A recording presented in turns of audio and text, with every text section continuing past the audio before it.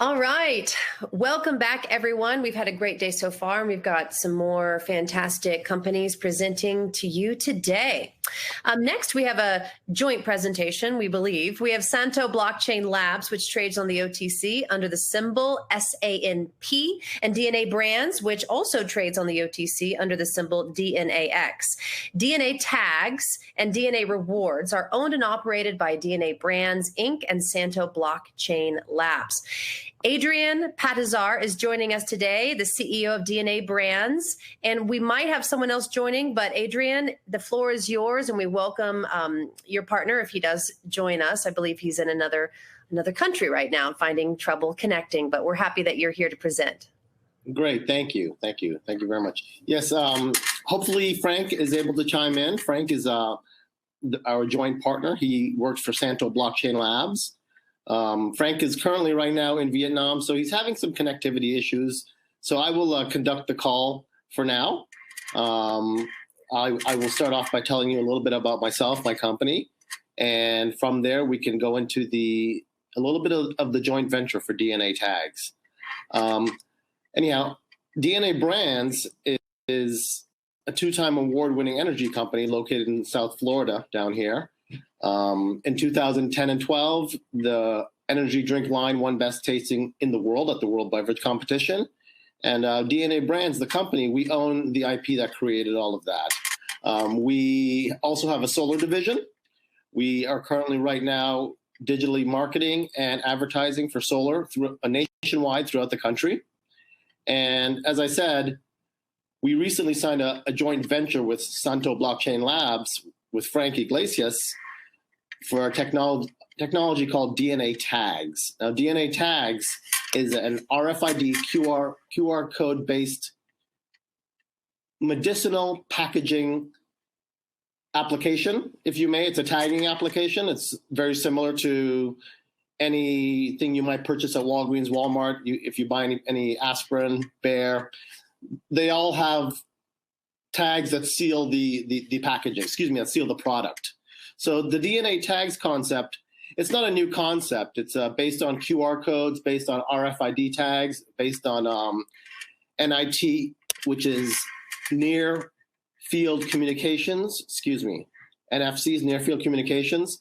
But what makes the technology unique is the fact that Frank, with his software team in Vietnam, they've created this software that is third-party verified via the blockchain. So every tag has its own blockchain sequence. Every tag has its own, call it, identifier. Now, this idea started, like I said, in about 2019, 2020 COVID hit. We put it on the shelf for a little bit. Then in 2021, Frank and I basically signed that deal where he created the technology. My company, DNABrands, we're in charge of the marketing because we believe that our marketing efforts here domestically in the States, we get more results. I actually have a whole marketing department here in our office. And, once we finish our quarterly, which I believe our annually, which we just finished, we're going to start advertising and marketing this product very aggressively with our in-house marketing. Next slide. Here's a sample of some of the products that we have. Now, if you look to the left, you'll see the QR code with the DNA emblem. What you do with that is simply just point your smartphone camera at it, and that QR code will come back, and it'll either tell you the product is good or the product is not good. On the right, you have a sample of the actual packaging. Now, if that packaging is broken, if the seal is broken, we will automatically know before the consumer even knows. And once if they see a broken label, no one's going to purchase that product anyways. Here's an example of just pointing it at the product. We are going to begin, this technology this can be used in any medicinal technology, but we're going to predominantly specify in the MMJ space, in the CBD space. There's a lot of snake oil out there. There's a lot of, bad CBD, a lot of hot hemp. So the way we're going to attack this is we're just going to start off with the MMJ space. But again, this technology can be used in any arena. Here's an example in this slide here, where once you authenticate the item, for instance, a cannabis item, in the slide on the right will tell you that, yes, this product is real, or no, the product is not real.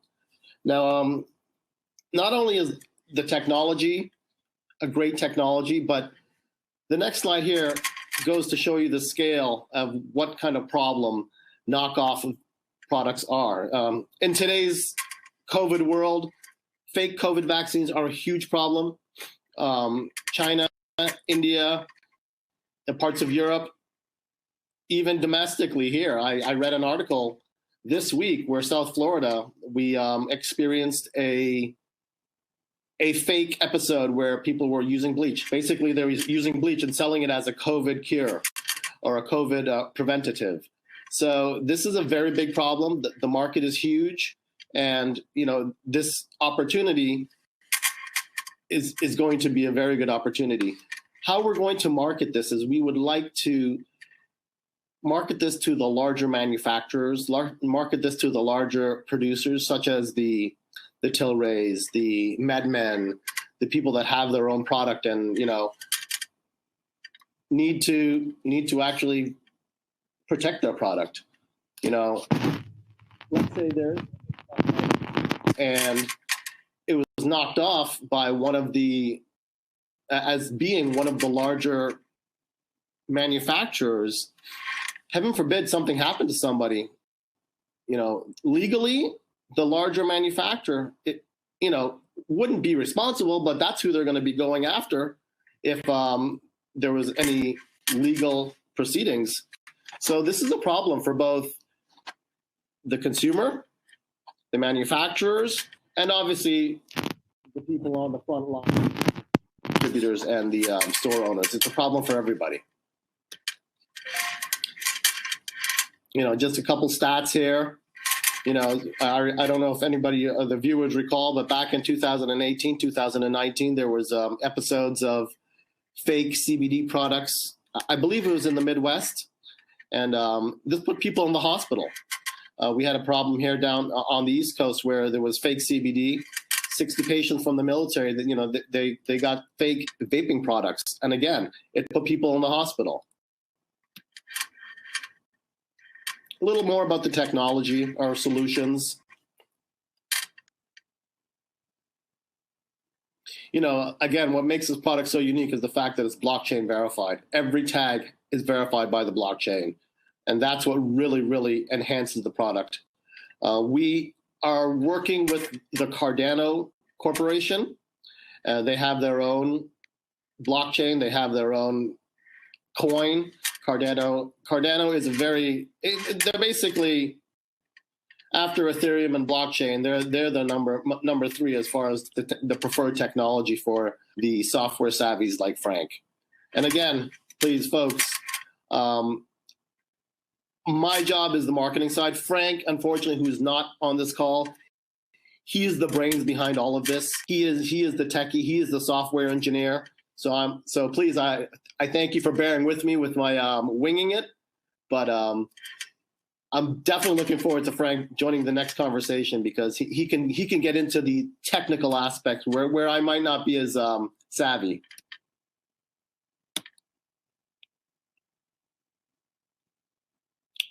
Here you can, in this slide, as soon as our tags are broken, we are notified via the blockchain.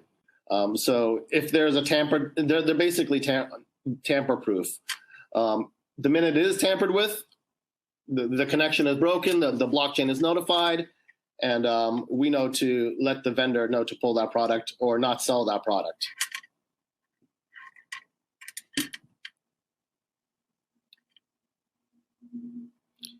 Obviously, the global cannabis industry is booming. It's growing hand over fist. Countries are decriminalizing medical marijuana, recreational marijuana, all the marijuana derivative products, such as the oils, such as the vapes, such as the edibles, the CBDs. The market is huge.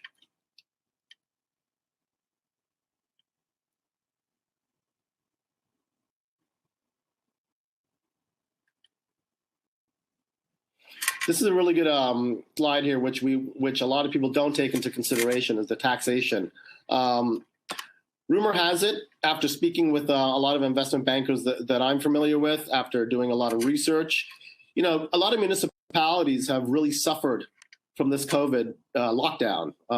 They're not bringing in the revenue that they have projected or they had anticipated. So from what I'm hearing from the investment bankers around the world is little companies such as Frank and my own, with technology such as this, we are going to be targeted to become acquisition candidates. The bigger boys are going to, the bigger boys from Canada, such as the Tilrays of the world, the MedMed of the world, trading on those Canadian exchanges, they will be targeting American companies in order to gobble them up. And the municipalities will also be working with these companies to subsidize their tax revenue that they have not been able to collect on almost a year, going on a year and change now. So this taxation problem is not going away. So we're looking to position ourselves with the politicians, looking to lobby to get these tags instituted so that it can help with the revenues that these municipalities are going to collect. Just an instance here in 2018, California, they only collected $84 million in tax revenues. They could not account for $100 million, which they had projected, $101 million. So this is another aspect of these tags, which we believe, once instituted, can really help everybody. Tamper-proof packaging is a very big industry in pharma, big pharma.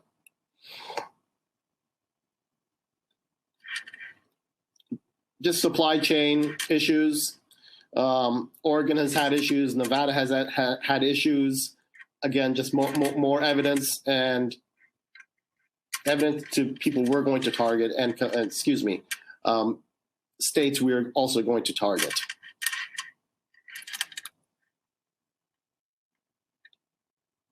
Or cannabis traceability problems.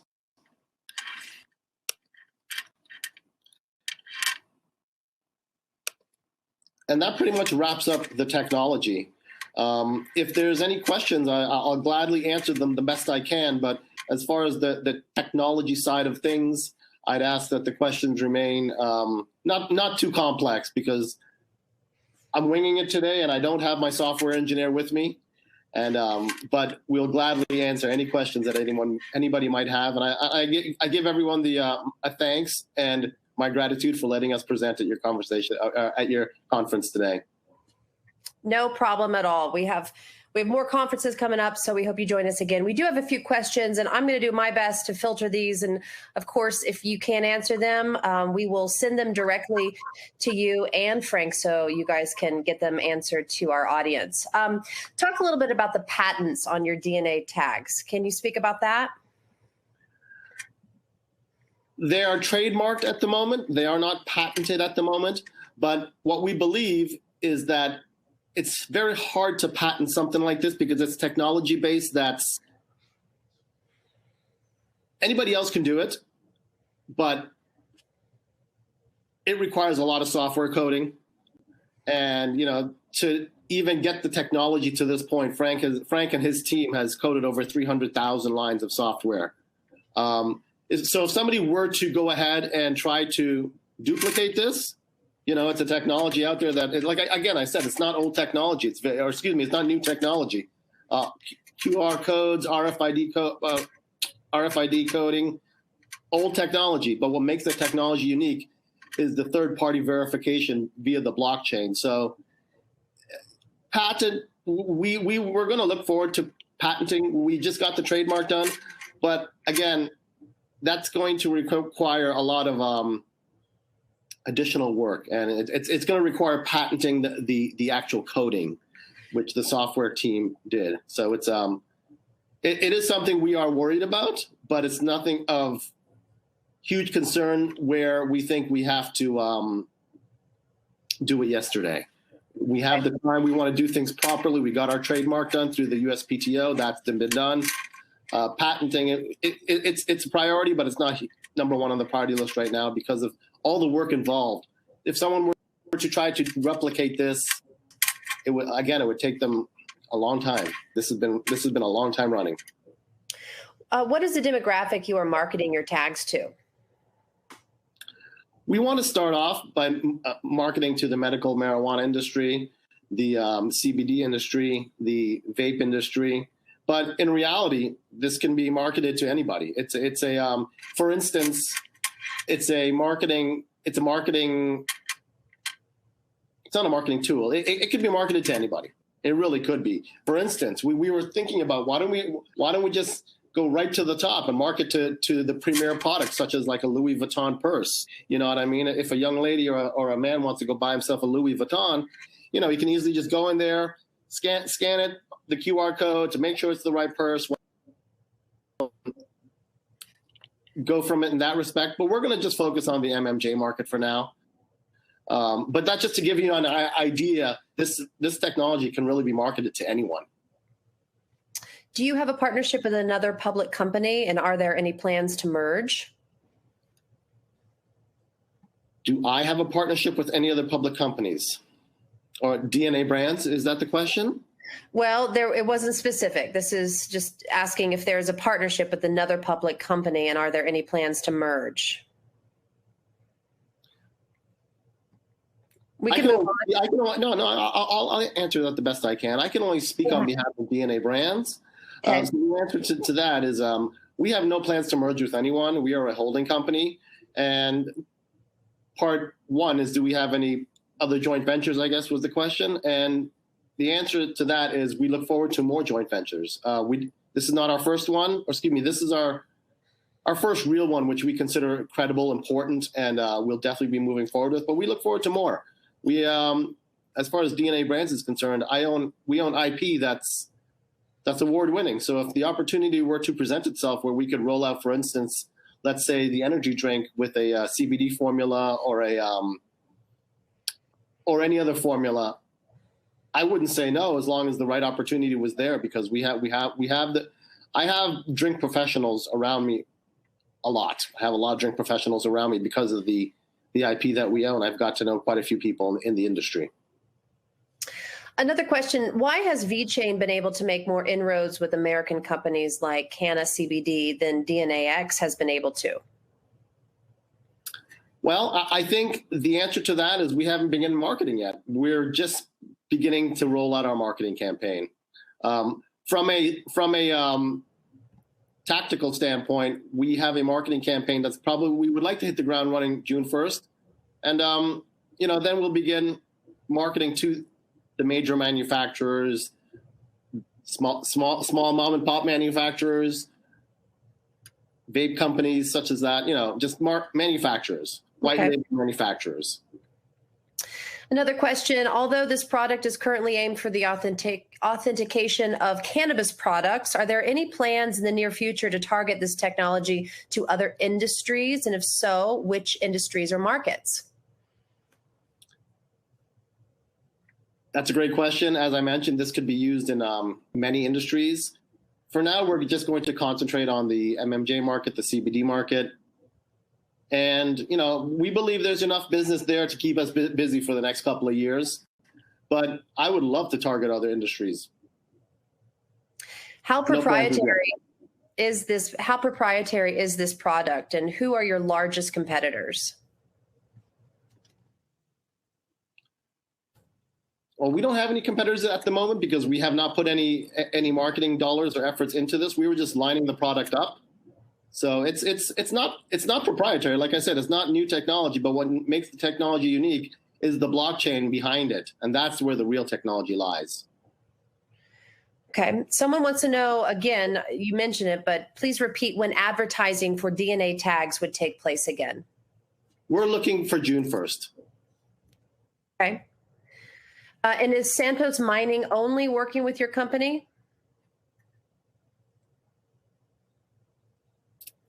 At the moment, they are our only joint venture partner. Yes. Okay. And Santos is currently stop sign. When will they become current? This is a question that I speak to Frank every day. I know he's working on it every day, but I can't definitely give you an answer to that. But what I will tell you is Frank works every day very hard on his company. I know he's been working on his financials. So I would think I would really just hang tight. He's killing it. He's doing really well as far as see Frank focuses more on his company. He's building a very nice company in Vietnam. He probably has about 14 programmers working for him right now. He's up at 6 a.m. and he doesn't go to bed till 1 or 2 in the morning. So he's focused on his company, and it's unfortunate that he's at a stop sign. He's been at a stop sign before, and he's been current before, but that has nothing. I can't take that away from him. He's a phenomenal software engineer, and he's building a great company. How has COVID slowed down your business, and by how long? Well, to answer that question, I would say it hasn't slowed us down at all. Our core business is our solar digital marketing division. We acquired them in basically right when COVID hit in February 2020. Since then, we went from, at least DNA went from having minimal sales, minimum revenue. I would say the revenue prior to that was about, I would have to check the books again, but at $20,000, $30,000 for the year. Last year we did about $249,000 in sales. So COVID has not really slowed us down any. It's changed the business model because a lot of solar was sold in home. Now it's very virtual. My crew, we can basically when we attain a lead, so to speak, with our digital advertising, we'll bring it in house. We'll qualify the lead with the homeowner, and then at that point we can basically do everything via Zoom. We got a copy of their FPL bill or their electricity bill, excuse me, and we can prepare a custom solar package for any individual, any size home, any size commercial building.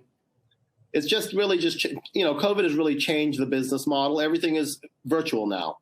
And that's no problem because, you can see me and I can see you. And as long as I have your electricity bill, we can make sure and structure a solar system that, benefits you, and you're not renting your energy anymore and you're owning your energy. Right. Well, how long do you think it'll take for adoption of this technology to begin? And how long after that do you think there are revenues coming in? There will be revenues coming in from the technology.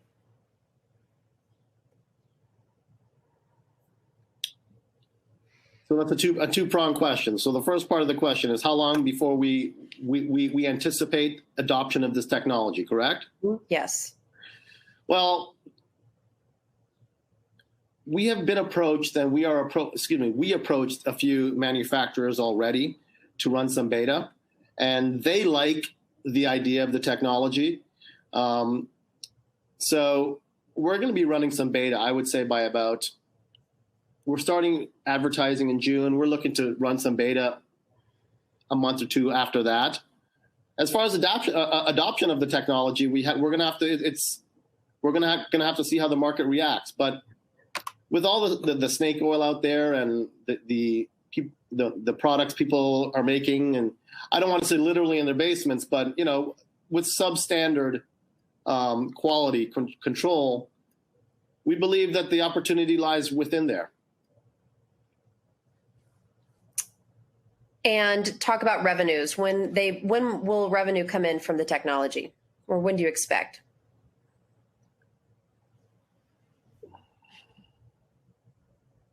Timeline-wise, I would say within 6 months. But keep in mind, the reason we're targeting the larger manufacturers is because the way in which we produce the tags, we basically produce 1 million tags per run.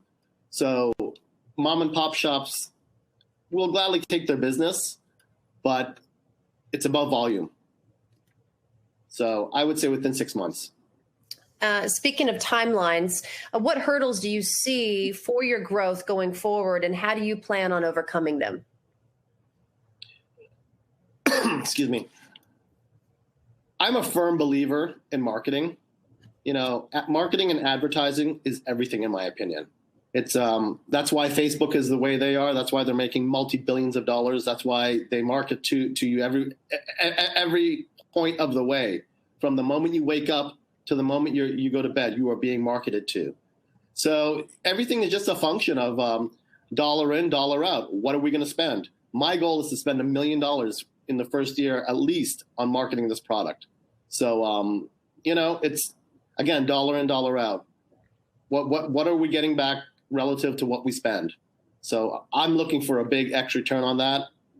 And, Rome wasn't built in a day. This is going to take time, but we believe that the medicinal marijuana industry, it's still, although, albeit it's been around for a good, I would say 10, 20 years, it's still being adopted.